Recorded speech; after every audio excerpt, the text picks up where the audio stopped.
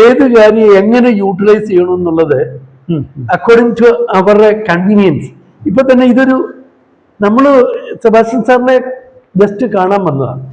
പുള്ളിക്കാരൻ പ്രൊഫഷണൽ, ഞാൻ അതിശയിച്ചു പോയി.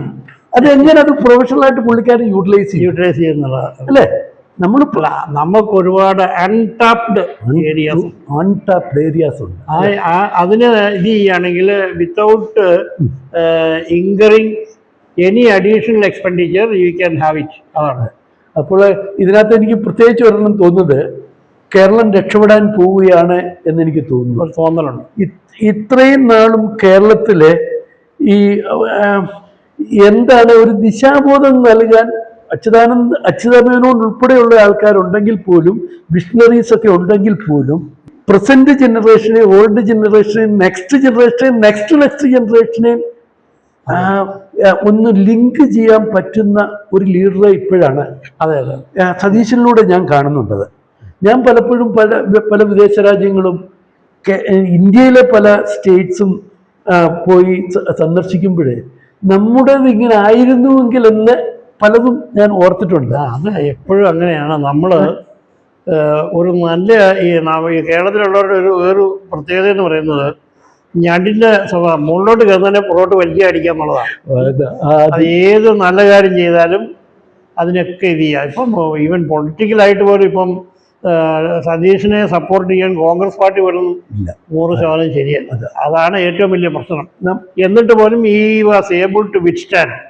അത് പുള്ളിയുടെ ഇൻറ്റഗ്രിറ്റിയും പുള്ളിയുടെ കമ്മിറ്റ്മെൻറ്റുമാണ്. പുള്ളിയുടെ ഫാസ്റ്റ് റീഡിങ് റീഡിങ് ചെയ്യുന്ന എല്ലാവരും നല്ലൊരു വിഷണറി ആവണമെന്നില്ല. അതില്ല.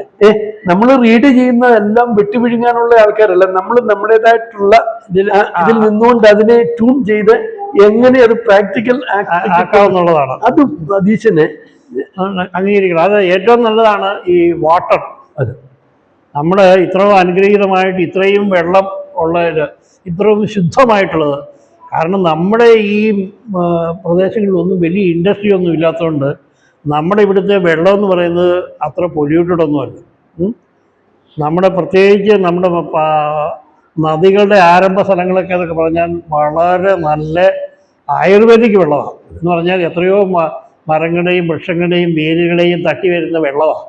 ഞങ്ങളിപ്പോൾ മീനച്ചിലാറൊക്കെ ആണെങ്കിൽ അവിടെ ഒന്നും ഒരു ഇൻഡസ്ട്രിയിൽ ഒന്നുമില്ല. ആ വെള്ളം എന്നൊക്കെ പറയുന്നത് ഈ ബിസിലേരിയക്കാർ നന്നായിട്ട് നമുക്ക് കൂട്ടി നിറയ്ക്കാവുന്നതാണ്. അത്ര പ്യുവർ വെള്ളമാണ്. അത് നേരെ പോയി കടലിൽ പോയി പതിച്ച് ഒന്നുമില്ലാതാവുകയാണ് ചെയ്യുന്നത്. ഇന്ത്യയിൽ മുഴുവൻ ഗോഡ്സ് ഓൺ വാട്ടർ എന്ന് പറഞ്ഞ് ഇന്ത്യ മുഴുവൻ മാർക്കറ്റ് ചെയ്യാവുന്ന സെബാസ്റ്റ്യൻ സാർ പറഞ്ഞ വലിയൊരു കാര്യമാണ്. ഇന്ത്യ മുഴുവൻ ഗോഡ്സ് ഓൺ കൺട്രിയിലെ ഗോഡ്സ് ഓൺ വാട്ടർ, അത് ഇന്ത്യ മുഴുവനും കൊടുക്കാവുന്നതാണ്. അല്ല, പ്രകൃതി തരുന്ന ഈ വെള്ളം മാത്രം നമ്മൾ സിസ്റ്റമാറ്റിക്കായിട്ട് ഒരു 10 വീടുകളുടെ കണക്ഷൻസ് ഒരുമിച്ചെടുക്കുക. അത് ഒരു ടാങ്കറിൽ ഈ വീഴുന്ന വെള്ളം അതിനെ വെറും കുപ്പിയിലാക്കിയിട്ട് നമുക്ക് 100% ഉറപ്പിച്ച് പറയാം ഇത് ഒരു മിനറൽ വാട്ടർ തന്നെയാണ്. അങ്ങനെയുള്ള നല്ല അപ്പം ഇപ്പം വന്നിരിക്കുന്ന പുതിയ മുഖ്യമന്ത്രി പറഞ്ഞല്ലോ, നമ്മുടെ ഈ കടൽ തീരങ്ങൾ ഇത് എത്രയോ കിലോമീറ്റർ കടലുണ്ട്, അതൊക്കെ യൂട്ടിലൈസ് ചെയ്യാൻ പറ്റണം. നമ്മൾ we should be able to race. അപ്പം അത് റേസ് ചെയ്ത് അതിനെ യൂട്ടിലൈസ് ചെയ്യാൻ പറ്റുകയാണെങ്കിൽ അതാണ് ഏറ്റവും ഇതായിട്ടുള്ളത്. നമ്മൾ മറ്റു രാജ്യങ്ങളോ മറ്റു സ്റ്റേറ്റ്സിനെയോ നമ്മൾ കോപ്പി ചെയ്യാതെ നമ്മുടെ എക്സിസ്റ്റിംഗ് റിസോഴ്സസ് എന്താണെന്ന് നമ്മൾ ആദ്യം മനസ്സിലാക്കിയിട്ട്, അത് നാച്ചുറൽ റിസോഴ്സസ് തന്നെ ഇഷ്ടംപോലുള്ളപ്പോൾ അതിനെ യൂട്ടിലൈസ് ചെയ്യാതെ, ഇപ്പോൾ ഗൾഫ് കൺട്രീസൊക്കെ ഈ അവരുടെ ഈ ഓയിലിനെ എക്സ്ട്രാക്ട് ചെയ്തിട്ട് അത് ലോകം മുഴുവൻ വിപണനം ചെയ്തുപോലെ നമുക്ക് നമ്മുടേതായിട്ടുള്ള പല വിപണന ഇതുകൊണ്ട് സാധ്യതകളുണ്ട്. അത് മിഷനറി വെച്ച് കടൽ വെള്ളം ശുദ്ധീകരിച്ച് നല്ല ഒന്നാന്തരം വെള്ളമുണ്ട്, അത് ആരും എടുക്കില്ല. ഇതൊന്നുമില്ല. ഗോഡ്സ് ഓൺ വാട്ടർ ഇന്ത്യ മുഴുവനും അത് പ്രചരിപ്പിക്കുക.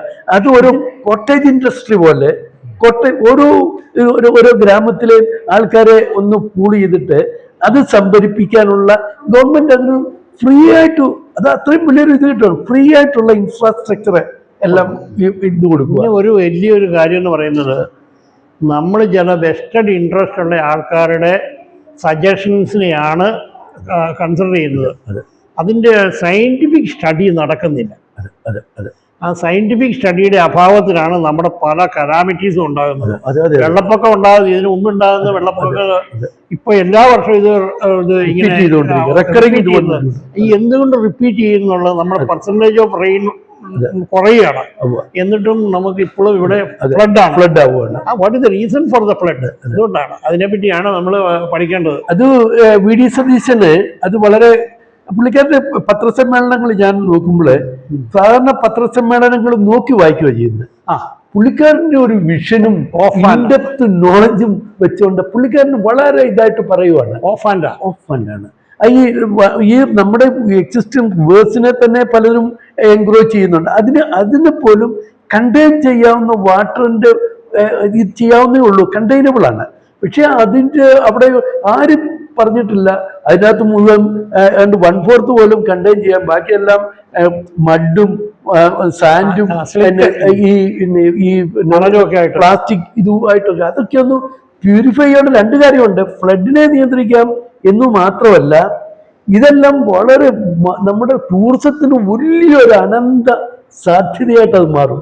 2 കാര്യമുണ്ട്. ഫ്ലഡിനെ നിയന്ത്രിക്കാം, ഫ്ലഡിനെ നിയന്ത്രിക്കുന്നതിന് കൂടാതെ തന്നെ ഇതെല്ലാം നല്ലപോലെ ഈ കായലുകളും മറ്റു പോൺസും ഇതുമെല്ലാം നന്നായിട്ട് ശുദ്ധീകരിച്ച് അത് ഗവൺമെന്റ് ചെലവിൽ തന്നെ ആയിക്കോട്ടെ. പക്ഷെ ഈ നാച്ചുറൽ കലാമിറ്റീസ് ഉണ്ടാകുമ്പോൾ നമ്മൾ ചെലവാക്കുന്ന തുകയുടെ ഒരു കുറച്ച് 2 കാപ്പിയുടെ അവിടെ വെച്ചാൽ മതി.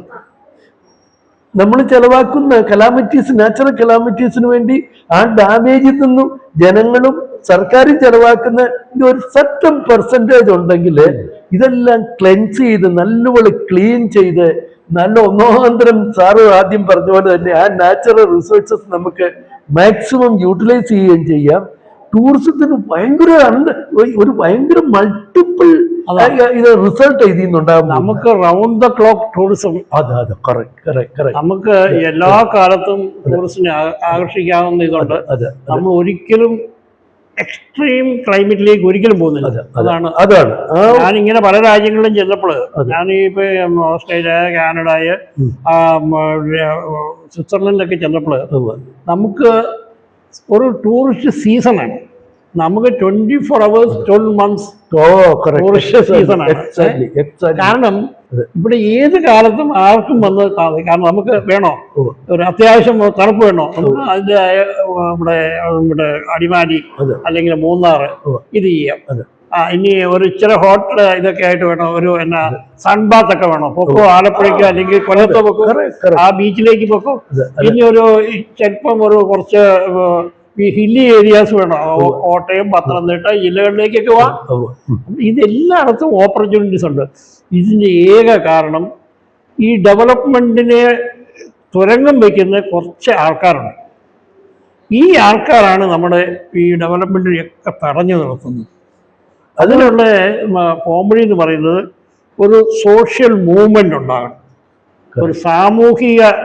അതിപ്പോൾ തന്നെ കുറച്ചൊക്കെ ഉണ്ടായിക്കൊണ്ടിരിക്കുകയാണ്. അതിൻ്റെ ഏറ്റവും നല്ല ഉദാഹരണമാണ് നമ്മുടെ ഈ സമരങ്ങളുടെ ആൾക്കാരുടെ ഒരു നെഗറ്റീവായി സമരങ്ങൾ കുറഞ്ഞുകൊണ്ടിരിക്കുന്നു. ഇപ്പം ഈ സമരത്തിന് വേണ്ടി നടത്തുന്ന സമരത്തെ പോലും പുച്ഛിക്കുന്ന ഒരു സാഹചര്യമാണ് ഇവിടെ പലപ്പോഴും കണ്ടത്. അതാണ് ഏത് സമരം ആണേലും പണ്ട് എൻ്റെയൊക്കെ കോളേജ് കാലത്ത് എന്ന് പറഞ്ഞാൽ ആഴ്ചയിൽ 3 ദിവസം സമരം, 2 ദിവസം ക്ലാസ്സായിരുന്നു. നമ്മൾ സമരത്തിന് വേണ്ടി ഒരു റീസൺ കണ്ടുപിടിക്കുകയാണ്. അതൊക്കെ അന്നത്തെ ആ കാലത്ത് ചെയ്തു. ഇന്നിപ്പോൾ ആൾക്കാർ മനസ്സിലായി ഈ സമരം കൊണ്ടൊന്നും ഒരു കാര്യവും ഇല്ല, സമരം കൊണ്ടൊന്നും നേടാനും പറ്റിയില്ല. അത് പറഞ്ഞിട്ട് നമ്മൾ ജോലി ചെയ്ത് നമുക്ക് എങ്ങനെ യൂട്ടിലൈസ് ചെയ്യാൻ പറ്റുമെന്ന് നമ്മൾ നോക്കുക. സാർ, അന്നത്തെ കാലഘട്ടം എന്ന് പറഞ്ഞാൽ നമ്മൾ ഒന്നുകിൽ കേരളം അല്ലെ ഇന്ത്യയെ പറ്റി മാത്രമേ നമ്മൾ നമ്മുടെ ഇപ്പൊ ഇന്റർനാഷണൽ കോമ്പറ്റീഷനാണ്. ഇന്റർനാഷണൽ രീതിയിലുള്ള കോമ്പറ്റീഷൻ ഗ്ലോബലൈസ് ചെയ്തു പോയി. അപ്പോൾ ഇപ്പോൾ ഉള്ള കുട്ടികളെ പോലെ എൻ്റെ ഒരു സുഹൃത്ത് പറഞ്ഞു, ഇപ്പോൾ ഉള്ള കുട്ടികൾ ജനിക്കുമ്പോൾ തന്നെ ഒരു 20 വയസ്സാണ്. നമുക്ക് 20 വയസ്സുള്ള ഇതിലാണ്.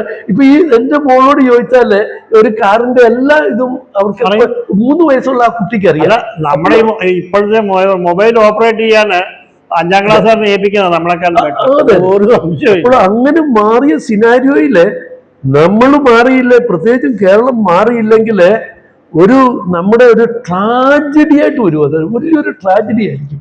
നമ്മൾ മാറണം. പിന്നെ വളരെ ഏത് വിദ്യാൻ പറഞ്ഞു തരത്തില്ല, ഇന്നുണ്ട് ഈ വന്യമൃഗ ഇതൊക്കെ ഉണ്ട്. ഈ കാട്ടുപന്നിയെ വെടിവെച്ചിട്ട് അതിന്റെ മാംസം മണനി ഒഴിച്ച് പോകുന്നത് വിഡ്ഢിത്തം. എന്ത് ഫൂളറിയാണ് അതേപോലെ അതിനൊക്കെയാണ് മാറ്റം വരേണ്ടത്. കാരണം ഇതെല്ലാം റെക്കോർഡ് ചെയ്തു. ഇത് ഇവിടുത്തെ വൻകിട ഹോട്ടലുകളും ഒക്കെ ഇത് കിലോയ്ക്ക് 1000 രൂപയ്ക്ക് അതിന് മുകളിൽ മേടിക്കാൻ തയ്യാറാണ്.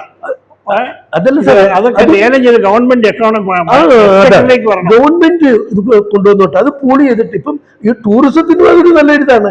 ടൂറിസ്റ്റ് വരുമ്പോഴേ അവര് ഈ എന്താ ഇത് പറയുന്ന ഒരു ഫയർ ഇത് നടത്തുന്ന എന്താ പറയുന്നത്, ഈ ടൂറിസ്റ്റ് കേന്ദ്രങ്ങളിലൊക്കെ എന്താ ക്യാമ്പ് ഫയർ നടത്തിയിട്ട് ഇത് നന്നായിട്ട് ഇത് ചെയ്ത് ഇതിൽ വെച്ച് അത് അവരായിട്ടുള്ള രീതിയിൽ എൻജോയ് ചെയ്ത് അത് കഴിക്കാനുള്ള ഒരു ഇത് കൂടാണ്. ഇത് മണ്ണെണ്ണ ഒഴിച്ചു അത് എന്ത് അനീതിയാണ്. വെരി ക്രൂവലാണ്. നമ്മുടെ ഇത്ര ന്യൂട്രീഷ്യസ് ആയിട്ടുള്ള ഒരു സാധനം ആർക്കും ഗുണം കിട്ടാത്തവരില്ല. അത് ആരുടെ ഐഡിയ എന്നറിയത്തില്ല. അതെന്താന്ന് ചോദിച്ചാൽ അത് ഏതോ തെറ്റിദ്ധാരണ എഴുതിയ ഇത് തുടങ്ങിയതാ. ഒരു കാലത്ത് ചെയ്ത വിഡ്ഢിത്തങ്ങളൊക്കെ അത് ആജീവനാനന്ദം തുടരരുത്. അത് മാറ്റം വരുത്താൻ വേണ്ട ഇച്ഛാശക്തിയുള്ള ഒരു ഗവൺമെന്റാണ് വേണം. നമുക്ക് പല കാര്യങ്ങളിലും നമുക്കതിൽ നിന്ന് പുറത്തോട്ട് വരാൻ പറ്റുന്നില്ല. അതിനൊരു ഇച്ഛാശക്തി വേണം. കാരണം എല്ലാ കാര്യത്തിനും എപ്പോഴും ഒരു റെസിസ്റ്റൻസ് ഉണ്ടാകും. ആ റെസിസ്റ്റൻസിനെ ഓവർകം ചെയ്യാനുള്ള മെൻ്റലും ഫിസിക്കലുമായിട്ടുള്ള കപ്പാസിറ്റിയാണ് ഇമ്പോർട്ടൻ്റ്. ഒരു ഡിറ്റർമിനേഷനാണ് ഇമ്പോർട്ടൻ്റ്. ഡിറ്റർമിനേഷനോടൊപ്പം തന്നെ എൻ്റെ ഒരു അഭിപ്രായം സാറ്, വിഷന് ഇപ്പോൾ തന്നെ ഈ നമ്മൾ സ്വാതന്ത്ര്യം പ്രാപിച്ചതിനു ശേഷമേ ഈ കഴിഞ്ഞ 10 കൊല്ലം മുമ്പ് വരെ നമ്മുടെ പബ്ലിക് ഡെറ്റ് 1.5 ലക്ഷം കോടിയായിരുന്നു. ഇതിപ്പോൾ 6.25 ലക്ഷം കോടി പബ്ലിക് ഡെറ്റ് കിടക്കുന്നു. വീണ്ടും ഏതാണ്ട് 3/4 ലക്ഷം 1 ലക്ഷം കോടിയോളം ഈ അരിയേഴ്സ് ഇത് നടക്കുന്നു എല്ലാവർക്കും. ഇങ്ങനെ ഒരു 6 ലക്ഷം കോടിയോളം ഇത് ഡെറ്റ്, ഈ 1.5 ലക്ഷം കോടിയിൽ നിന്ന് 6 ലക്ഷം കോടി വരുവാന്ന് പറഞ്ഞാൽ അത് കൂടുതലല്ല. എന്താന്ന് വെച്ചാൽ നമ്മൾ ഡെവലപ്മെന്റൽ ആക്ടിവിറ്റീസിൻ്റെയും മറ്റു ഇൻഫ്രാസ്ട്രക്ചറിന് വേണ്ടി കൊടുത്താൽ അത് നമുക്ക് തിരിച്ചു കിട്ടും. ഇതല്ലേ ഒരു 75% അത് വെറുതെ സ്പെൻഡിങ് ആണ്. അതായത് നമ്മുടെ ഒരു തോട്ടുണ്ട്, വനം മേടിച്ചു കൊടുത്തോണം, മീൻ മേടിച്ചു കൊടുക്കരുത്. ഇപ്പൊ നമ്മൾ ചെയ്യുന്നതല്ല, ഈ മീൻ മേടിക്കാൻ വേണ്ടിയാണ് ഈ 1.5 ലക്ഷം കോടിയിൽ നിന്ന് 6 ലക്ഷം കോടിയിലേക്കുള്ള പബ്ലിക് ഡെറ്റ് വന്നിരിക്കുന്നത്. അതിന് സതീശൻ ഒത്തിരി അൺടാപ്ഡ് റിസോഴ്സസ്. ഇപ്പൊ നേരത്തെ ഒരു സാറ് പറഞ്ഞ പോലെ തന്നെ ഒരു ബഡ്ജറ്റ് വരുമ്പോൾ പേടിയാണ് നമുക്ക് പബ്ലിക്കിന് വരാൻ പോകുന്ന നമുക്ക് ബേർഡൻ എന്താന്ന്. ഈ ഒരു ബെഗർ മുതൽ ടോപ്പില്. ഇപ്പൊ അതല്ല, നമുക്ക് അല്ലാതെ തന്നെ ഈ സതീശൻ പറഞ്ഞ ഒരു ഇതുണ്ട്, തേനീച്ച തേൻ വരുന്ന പോലെ തന്നെ ടാക്സ് കളക്ട് ചെയ്യുക. അതും അദ്ദേഹത്തിന്റെ ആ വിഷനറി പോയിന്റ് ഓഫ് വ്യൂല് എനിക്ക് തോന്നുന്നു കേരളത്തിന് നമ്മൾ അൺടാപ്ഡ് റിസോഴ്സസിലെ അതിൽ നിന്ന് കിട്ടുന്ന ഇതിൽ ടാക്സ് പബ്ലിക് സാധാരണ കോമൺ പീപ്പിളിന് ബേർഡൻ കൊടുക്കാതെ കൊണ്ടുപോകുന്ന ഒരു ശൈലിയാ ഇത് കൊടുക്കുന്നു തോന്നുന്നു. അത് വലിയൊരു കാര്യമായിട്ട് വരും. തീർച്ചയായിട്ടും ഒരു ഡിറ്റർമിനേഷൻ ഉള്ള ഒരു ലീഡർ, അയാൾ ഓപ്പണായിട്ട് പറയുന്നു. അതിനകത്ത് ഒറ്റ കാര്യം എന്ന് പറയുന്നത്, ഈ പുള്ളിയെ സപ്പോർട്ട് ചെയ്യേണ്ടവർ ഈ വെറിയും ഇതിന്റെ പേരിൽ മീഗർ പൊളിറ്റിക്കൽ ഇൻട്രസ്റ്റ് ഉണ്ട്. അദ്ദേഹത്തെ ഇങ്ങനെ ഈ ഞണ്ടിന്റെ സ്വഭാവത്തിൽ വലിക്കാൻ അതൊരു വല്ലാത്ത, അദ്ദേഹത്തിന് സ്വന്തമായിട്ടൊരു കമ്മിറ്റ്മെന്റും പിന്നെ ആർക്കും പുള്ളിയുടെ പേരിൽ ഒരു ആരോപണം ഇല്ലാത്തത് കൊണ്ട് പുള്ളിക്ക് ധൈര്യമായിട്ട് ചെയ്യാൻ പറ്റും. പക്ഷേ കാരണം ഇതിനു മുമ്പുള്ളവർക്കൊക്കെ എന്തെങ്കിലുമൊക്കെ ബലഹീനതകളുണ്ടായിരുന്നു. എൻ്റെ അറിവില് ഇന്ന് വരെ, അല്ലെങ്കിൽ ഇതിനൊക്കെ മുമ്പേ ഈ എന്തെങ്കിലും ബലഹീനതയൊക്കെ അറിയേണ്ടതായിരുന്നു. ഇനി അതിനകത്തെ ആരെങ്കിലും ഈ ബലഹീനതയെ കൊണ്ട് ചാടിക്കാതിരുന്നാൽ മതി. അതിനുള്ള അതെ അതെ അതിനുള്ള ട്രാപ്പുകളും കാര്യങ്ങളൊക്കെ നടക്കുന്നുണ്ട്. പക്ഷെ അത് ഓവർകം അല്ല, he's clever enough to read the mind of others. മാത്രമേ ഉള്ളൂ. അത് പുള്ളിക്കാരനെ. അതർവൈസ് പക്ഷെ വേറെ സാർ മുമ്പേ പറഞ്ഞ ഒരു ഇതുണ്ട്, പബ്ലിക് മൂവ്മെന്റിന്റെ കാര്യം പറഞ്ഞില്ലേ, ആ മൂവ്മെന്റിന്റെ ഒരു റിസൾട്ടാണ് സതീശന്. അതായത് കോൺഗ്രസ് പാർട്ടി അവർക്ക് വേണ്ട, സതീശന് പാർട്ടിക്ക് വേണ്ട. പിന്നെ അതുപോലെ തന്നെ മറ്റ് പബ്ലിക് മൂവ്മെന്റിന്റെ, അതും പ്രത്യേകിച്ച് കേരളത്തിൽ ആദ്യമായിട്ടാണ് ഇങ്ങനെ ഒരു മൂവ്മെന്റ് നടക്കുക. മജോറിറ്റി ഓഫ് MLA 63 കോൺഗ്രസ് MLA-മാരുള്ളതില് 50-52 പേരും എതിർത്തതാണ്.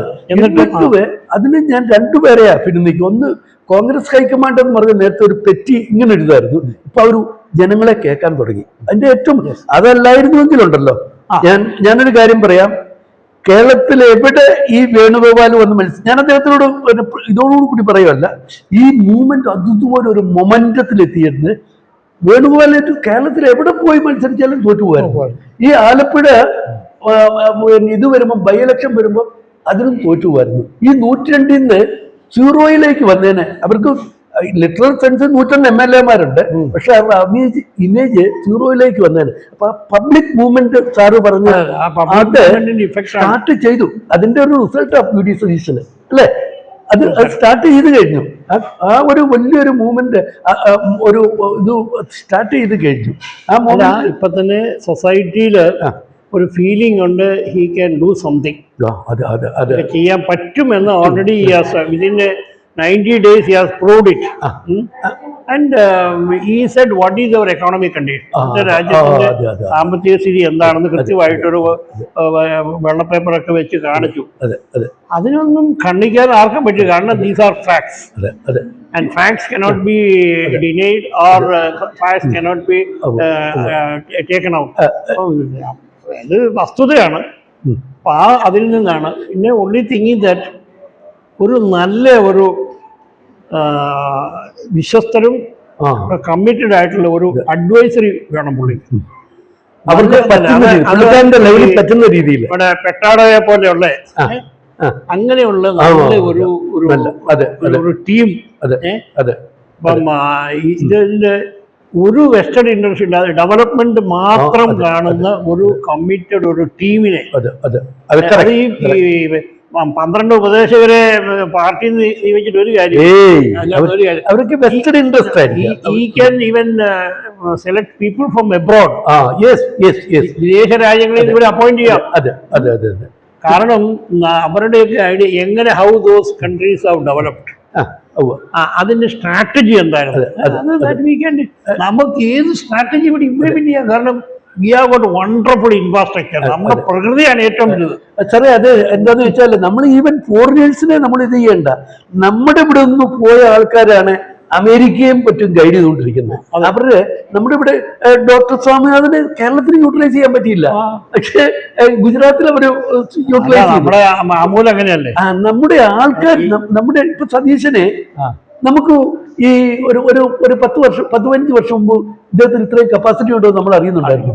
ഇപ്പോഴും അദ്ദേഹത്തെ കണ്ടു, അദ്ദേഹത്തിന്റെ ഒരു പ്രാവശ്യം ഒരു ടോക്ക് കഴിഞ്ഞപ്പോൾ ഞാൻ എല്ലാവരോടും പറഞ്ഞു, ഇയാൾ ചീഫ് മിനിസ്റ്റർ ആയില്ലെങ്കിൽ നമുക്ക് കേരളത്തിന് പറ്റാവുന്ന ഏറ്റവും വലിയ അങ്ങേര് ആരാണേലും, ഞാൻ അങ്ങേര് BJP-കാരനാണേലും മാർക്സിസ്റ്റുകാരനാണേലും ഞാൻ സപ്പോർട്ട് ചെയ്തേനെ. കാരണം അത്രയും വലിയ, പിന്നെ അദ്ദേഹത്തിന്റെ സ്റ്റേറ്റിന്റെ ഇൻട്രസ്റ്റ് ആണ്. അതെ. പിന്നെ രണ്ടാമത് സാറ് പറഞ്ഞ പോലെ, തുടക്കത്തിൽ പറഞ്ഞ പോലെ നാച്ചുറൽ റിസോഴ്സസ് ഇത് ചെയ്യുന്നതില് ഇദ്ദേഹത്തിന്റെ വേറെ ഒരു, സാറ് പറഞ്ഞത് തന്നെ കറക്റ്റാണ്. നമ്മുടെ റിവർ ഇത്രയും നല്ല റിവറ് ഇത്, അതുപോലെ തന്നെ സീ ലെവല്, ഇത്രയും ഇതുള്ള വേറെ ഒരു സ്ഥലവും ലോകത്തിലുണ്ടെന്ന് തോന്നുന്നില്ല. റിവറിനെയും റിവേഴ്സും നാച്ചുറൽ പിന്നെ ഫോറസ്റ്റും ഈവൻ ചെറിയ കേരളത്തിൽ പോലും ഡിഫറെന്റ് ടൈപ്പ് ഓഫ് ക്ലൈമറ്റും ഇതുമെല്ലാം കൂടി ഫീൽ ചെയ്യാവുന്ന വേറെ ഒരു ഇതുണ്ടെന്ന് തോന്നുന്നില്ല. ഇപ്പൊ അദ്ദേഹത്തിന്റെ വേറെ ഒരു ആ വിഷനെ ഞാൻ അപ്രീഷിയേറ്റ് ചെയ്യുവാണ്. ഈ കടൽ വഴി തന്നെ നമ്മുടെ ട്രാൻസ്പോർട്ടേഷൻ വളരെ ചീപ്പാണ്. ചീപ്പം തന്നെയല്ല, ഈ എൻവയറമെന്റൽ പൊല്യൂഷൻ അത് ഈ കൊങ്കൺ റെയിൽവേ വന്നു കഴിഞ്ഞപ്പോൾ റോറോ എന്ന് പറഞ്ഞ് ലോറി മംഗലാപുരത്ത് നിന്ന് ബോംബെക്ക് ട്രെയിനെ കൊണ്ടുപോകുന്നുണ്ട്. ഒരു ലോറി 10,000 രൂപ എടുത്തു കഴിഞ്ഞാൽ അതിന് ഡീസൽ കാശ് പോലും ആകുന്നില്ല. ഈ ഇതിലുണ്ടാകുന്ന അപകടങ്ങൾ, ടയറിന്റെ തേയ്മാനം, അപ്പോൾ പിന്നെ ഈ റോഡിലുണ്ടാകുന്ന ട്രാഫിക്, ഇതൊന്നുമില്ലാതെ ഈ ഇവിടെ മംഗലാപുരത്ത് സൂറത്കല്ലിൽ നിന്ന് ഇവൻ ലോറികൾ ട്രെയിനുകളുടെ കയറ്റുന്നു, ഓടിക്കുന്നു. ആ ഡ്രൈവർ ആ വണ്ടിയിലെ പോകുന്നത്. അവൻ അവിടെ ഞാൻ കണ്ടിട്ടുണ്ട്. ഈ ലോറിയിൽ ഇതേ ഇരുന്നുകൊണ്ട് അവൻ സ്റ്റൗ വെച്ച് ചോറും ഒക്കെ ഉണ്ടാക്കി അതൊരു ബോംബെ മാംഗ്ലൂർ അത്രയും ഒരു ഡിസ്റ്റൻസ്, എത്ര ഇത് കൂട്ട് ഹെയർ പിന്നും അതും ഇതൊക്കെ ഉള്ളതാണ്. ഇത് വാട്ടർ ടൂറിസവും വാട്ടർ ട്രാൻസ്പോർട്ടേഷനുമേ കേരളത്തിന്റെ അനന്ത സാധ്യതകളാണ്. അത് സതീശൻ അത് വളരെ കാറ്റഗറിക്കലായിട്ട് തന്നെ അത് സ്പെസിഫൈ ചെയ്ത് പറഞ്ഞിട്ടുണ്ടത്.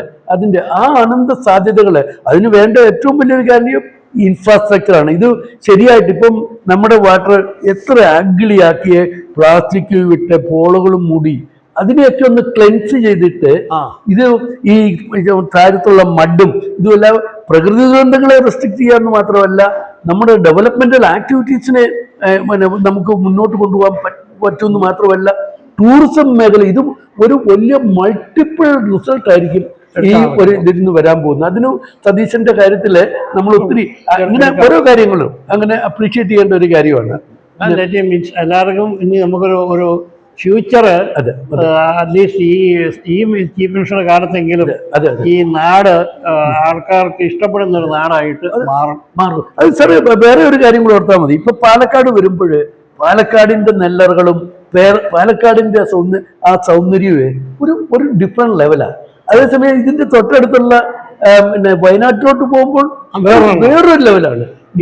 ഇടുക്കി വരുമ്പോൾ വേറൊരു ലെവലാണ്. അത് കഴിഞ്ഞ് കുട്ടനാട്ടിലേക്ക് വരുമ്പോഴും അതിന്റെ വേറൊരു ലെവലാണ്. ഇങ്ങനെ ഇത്രയും ദൈവത്താൽ ഡൈവേഴ്സിറ്റി കേരളത്തിൽ തന്നെ ഈ നിസാര ഇത്ര കിലോമീറ്ററുള്ള ഫോറസ്റ്റ് ആർലാൻഡിലേക്ക് വേറൊരു ലെവലാണ്. അതിനെയൊക്കെ സയന്റിഫിക് ആയിട്ട് ബ്ലെൻഡ് ചെയ്ത് അതിനെ യൂട്ടിലൈസ് ചെയ്യാൻ എനിക്ക് തോന്നുന്നു ഈ സതീശന്റെ ലീഡർഷിപ്പ് സാധിക്കുന്ന. പക്ഷെ ഈ സാർ ആദ്യം പറഞ്ഞ പോലെ ക്ഷീരമുള്ള ഒരു അകിട്ടിൻ ചുവട്ടിലും ചോര തന്നെ കൗതുകിന് കൗതുകം എന്ന് പറഞ്ഞ പോലെ നമ്മുടെ ആ നെഗറ്റീവ് ഇത് കേരളീയൻ വെടിയണം. ഈ കാസ്റ്റ് ക്രീഡ് പൊളിറ്റിക്സ് ഇതെല്ലാം മാറ്റി വെച്ചിട്ട് കേരളത്തിന്റെ ഡെവലപ്മെന്റ് ഗുഡ് ഗവർണൻസിന് വേണ്ടി നമുക്ക് ഒന്നിച്ച് പോവുകയാണെങ്കിൽ എനിക്ക് തോന്നുന്നു ഒരു സീ ലെവൽ ചേഞ്ചസ് ഈ ദിവസം ഈ സമയത്ത് നമ്മൾ ചേഞ്ചസ് നടത്തിയില്ലെങ്കിൽ കേരളത്തിന്റെ ലാസ്റ്റ് ഇതായിരിക്കും. അതെ വാട്ടർലൂ ആയിരിക്കും. Thank you.